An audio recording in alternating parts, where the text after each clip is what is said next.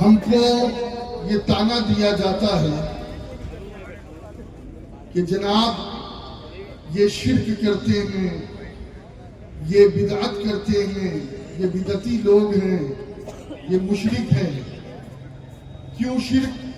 کس بات پر ہم بدعتی کہتے ہیں؟ ان کا عقیدہ یہ ہے کہ اللہ کے علاوہ کوئی زندہ کر سکتا ہے، اللہ کے علاوہ کوئی مردے میں جان ڈال سکتا ہے۔ میں نے کہا کہ شاید تو نے قرآن نہیں پڑھا۔ قرآن پاک میں اللہ رب العزت جل شانہ نے جناب عیسیٰ کا جہاں ذکر فرمایا تو وہیں پر میرے رب نے فرمایا کہ عیسیٰ وہ ہے جو مردوں کو زندہ کر دیتے ہیں اللہ کے حکم سے۔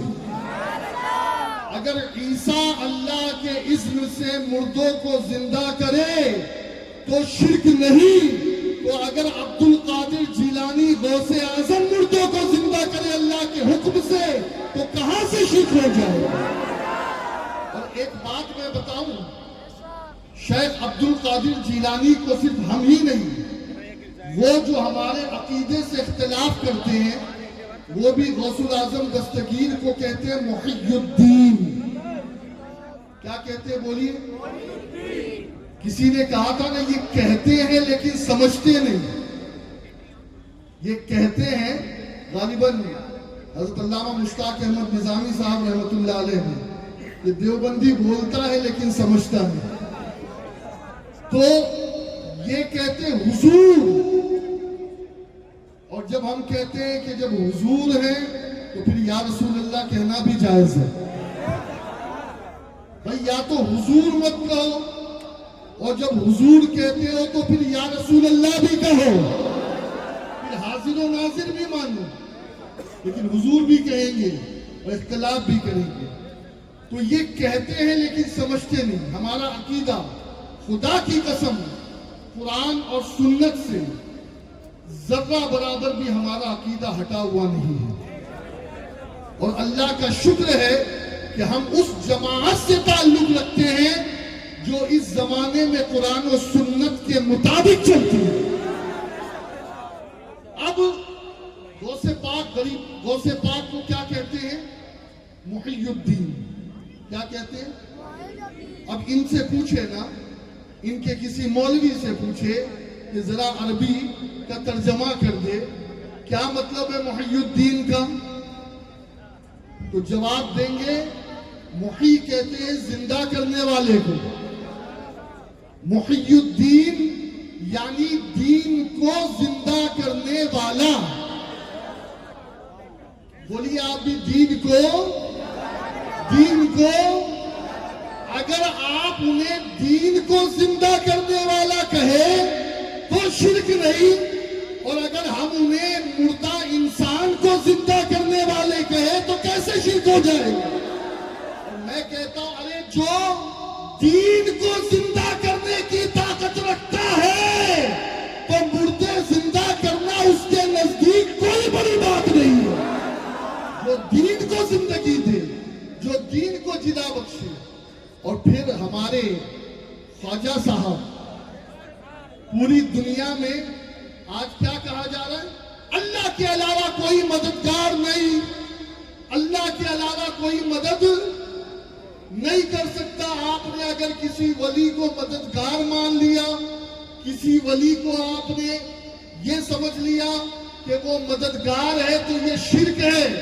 میں کہتا ہوں تمہارا عقیدہ تمہیں مبارک۔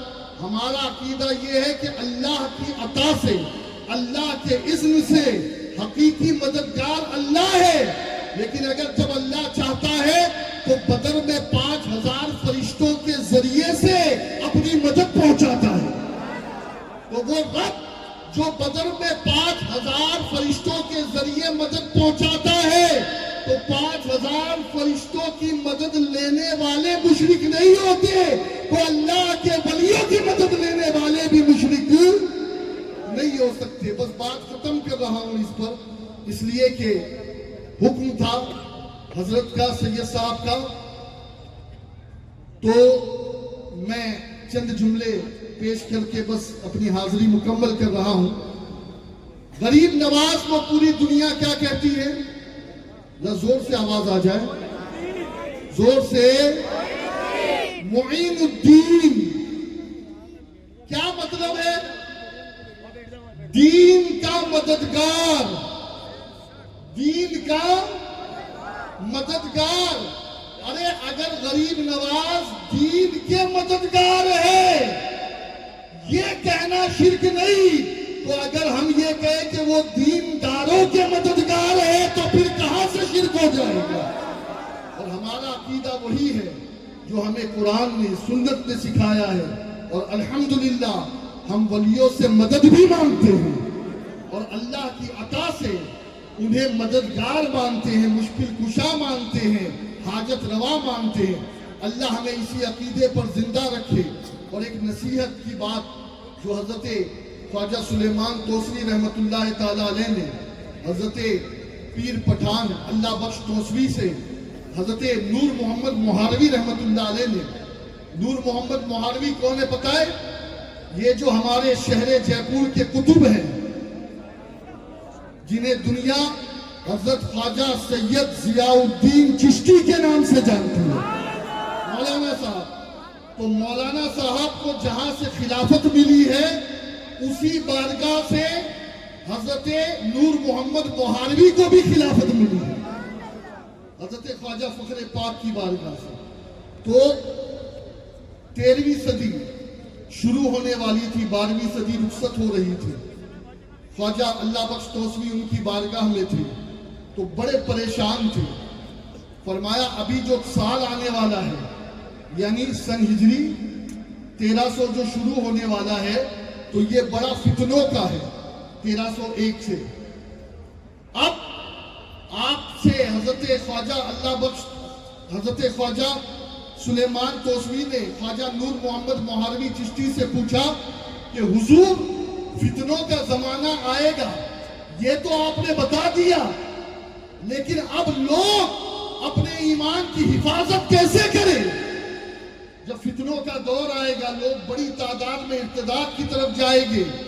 تو ایک ہی جملہ فرمایا تھا حضرت خواجہ توسری کو نور محمد مہاروی نے, فرمایا تھا یہ جو فتنوں کا دور آ رہا ہے, جو اللہ والوں سے اور صوفیوں سے جڑا رہے گا اسی کا عقیدہ سلامت رہے گا.